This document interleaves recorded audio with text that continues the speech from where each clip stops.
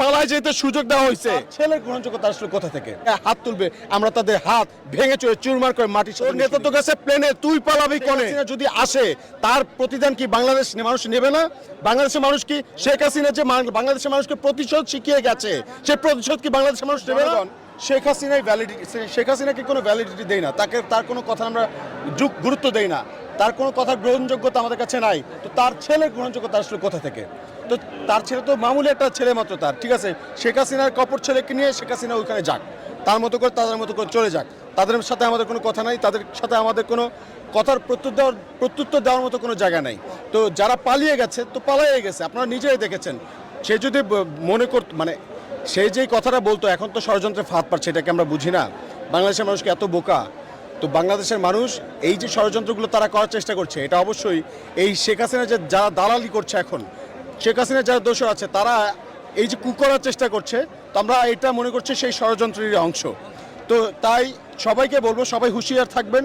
শেখ হাসিনার দালালকে যেখানে পাবেন সবাই ধরবেন, তাদেরকে ধরে নিয়ে আমাদেরকে মনে রাখতে হবে, আমাদেরকে বিচারের আওতায় নিয়ে আসতে হবে। আরেকটা বিষয় একটু জানতে চাই, সেটা হচ্ছে এই সাম্প্রতিক সময়ে বিভিন্ন গণমাধ্যম বলেন, বিশেষ করে ইন্ডিয়ান গণমাধ্যম এবং বাংলাদেশের সোশ্যাল মিডিয়ায় একটা জিনিস প্রচার করা হচ্ছে যে পুরাতন ছবি বা ভিডিও ভাইরাল করা হচ্ছে যেটা সনাতন ধর্মাবলম্বীদের, সেইটা ব্যবহার করে এখনকার বলে চালিয়ে দেওয়া হচ্ছে যে সনাতন ধর্মাবলম্বীদের ওপরে হামলা নির্যাতন করা হচ্ছে। তো এইটা আসলে ছাত্র সমাজ কিভাবে এই ষড়যন্ত্রটাকে মোকাবেলা করবে এবং ভারতীয় গণমাধ্যমদেরকে আসলে কি বলতে চাই? আচ্ছা, সংখ্যালঘুর যে ট্রাম্প কার্ড, এটা একটা পুরনো কৌশল, পুরনো রাজনৈতিক কৌশল।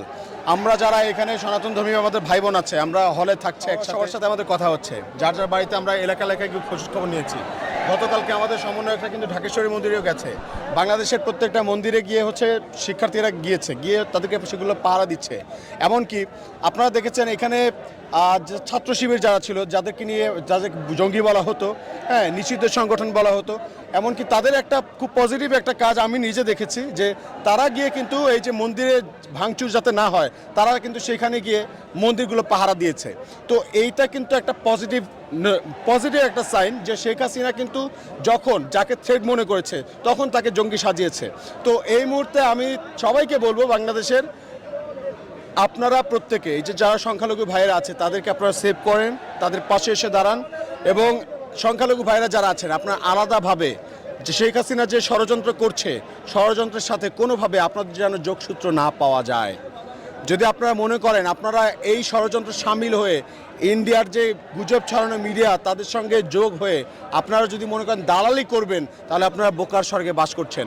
আপনাদের প্রতি যে সিম্প্যাথি আমাদের আছে, সমবেদনা আছে, সমব্যথা আছে, সেটা কিন্তু হারিয়ে ফেলবেন আপনারা। তো আপনাদের উদ্দেশ্যে এটুকুই বলবো, আপনারা আমাদের ভাই, আপনারা আমাদের ভাই, আপনারা আমাদের বন্ধু, আপনারা আমাদের সহপাঠী। আপনাদের নিরাপত্তা নিশ্চিত করার দায়িত্ব আমাদের। আপনারা আমাদের সাথে আসুন, আমরা একসাথে লড়াই করি, একসাথে রাজপথে থাকি। আমরা একসাথে রাজপথে থাকলে কে আমাদের ভাইদের ক্ষতি করবে, কে আমাদের ভাইদের গায়ে হাত তুলবে, আমরা তাদের হাত ভেঙে চুরমার করে মাটির সাথে মিশিয়ে দেবো ইনশাআল্লাহ। জানতে চাবো, সেটা গতকাল থেকে আবার বলছে যে প্রয়োজনে সাবেক প্রধানমন্ত্রী শেখ হাসিনা আবার দেশে ব্যাক করবেন, প্রয়োজনে তার ছেলেও জয়ও ব্যাক করবেন। সেটা আসলে সাধারণ মানুষ গ্রহণ করবে কিনা বা তাদের ব্যাক করার সুযোগ আছে কিনা? উনি আছে সে বোধহয় আসলে সে বোধহয় সাথে ওনার বিয়ে দেওয়া হবে। দেখেন শেখ হাসিনাকে বাংলাদেশের মানুষ এখন চরম পরিমাণে ঘৃণা করে। সে যে একজন খুনি, সে যে বাংলাদেশের মানুষদেরকে নির্বিচারে খুন করলো, ছাত্রদেরকে খুন করলো, আমাদের ভাইদেরকে খুন করলো, আমাদের বোনদেরকে খুন করলো, তার যে কুলাঙ্গার বাহিনী ছিল, তার যে কুলাঙ্গার লীগ ছিল, তারা আমাদের বোনদের গায়ে হাত তুলেছে, তাদেরকে রক্তাক্ত করেছে। আপনারা কি মনে করেন শেখ হাসিনা যদি আসে তার প্রতিদান কি বাংলাদেশ মানুষ নেবে না? বাংলাদেশের মানুষ কি শেখ হাসিনা যে বাংলাদেশের মানুষকে প্রতিশোধ শিখিয়ে গেছে, সে প্রতিশোধ কি বাংলাদেশের মানুষ নেবে না? শেখ হাসিনাকে বলবো, যদি আপনি একদম সাবধানে থাকতে চান, যদি ভালো থাকতে চান, সুস্থ থাকতে চান, আপনার যারা দোষর ছিল তাদেরকেও আপনারা আপনাদের সাথে করে প্লেনে করে নিয়ে যান, নয়তো তারাও আপনার জন্য কিন্তু এখন বিপদে পড়ছে। তারা নাকি রাস্তায় বের হতে পারছে না। অনেকে আমাদের কাছে ফোন দিয়ে তাদের মাদেরকে ফোন দেওয়া, তারপর কান্নাকাটি করছে, বাবা আমার ছেলেটাকে বাঁচাও, আমার ছেলেটাকে মাইরো না, ও কিছু করে নাই, যত দোষ শেখ হাসিনার। এখন দোষটা যে শেখ হাসিনার, এই শেখ হাসিনার দোষদেরকে বলেন, তোর নেতা তো গেছে প্লেনে, তুই পালাবি কোনে? তোর নেতা গেছে প্লেনে, তুই পালাবি কোনে?